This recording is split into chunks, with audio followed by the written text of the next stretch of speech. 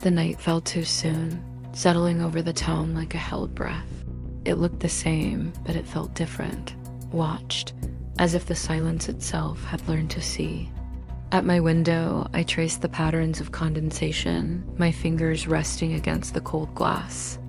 Below, a street lamp flickered once, twice, then held steady. But in the reflection, my image didn't move when I did. I whispered it to the glass, to the watching dart. Why does it feel like I'm being remembered?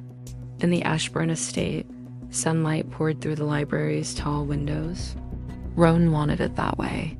No curtains, no shadows, no darkness. Before him, an old book lay open. Its pages were blank, save for a single line written in ink, the color of dried roses. When the heart awakens first, the blood will follow. He touched the script, and the room grew warm, the air still.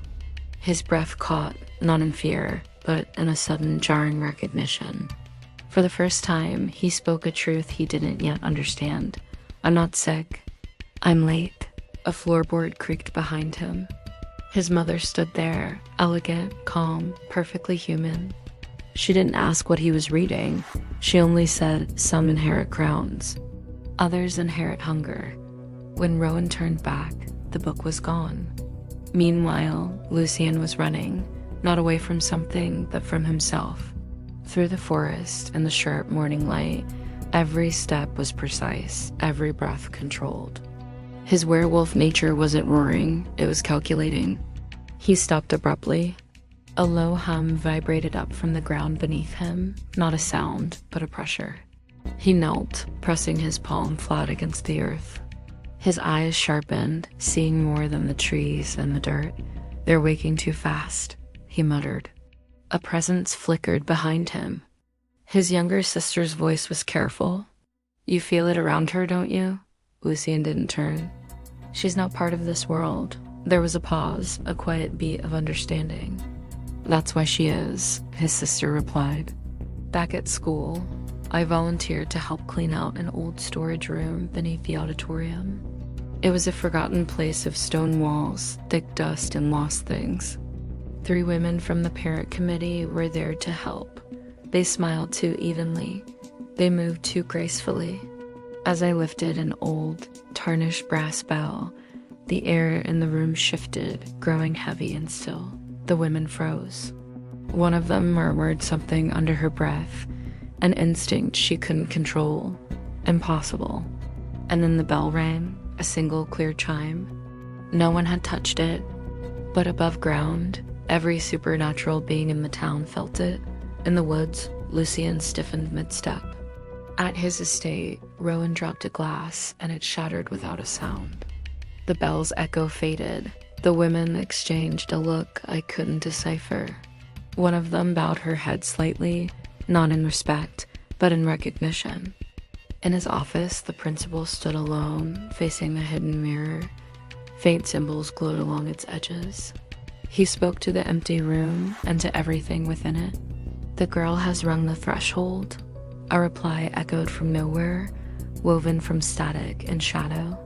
Then the triangle cannot be stopped. The symbols on the mirror faded and it went dark. The principal straightened his tie, becoming, once again, just a man running a high school. He found me after school. Lucien, surrounded by the golden light of late afternoon, with ordinary students passing by, we could have been anyone. Just 2 normal teenagers, and that was the danger. He spoke first, his words carefully cruel. You should stay away from people like me. I laughed, but it was a soft, brittle sound. You don't even know what kind of person you are. A tense silence hung between us. He almost reached for my hand, almost. Instead, he took a step back. If I lose control, he said, his voice low, I won't choose who gets hurt.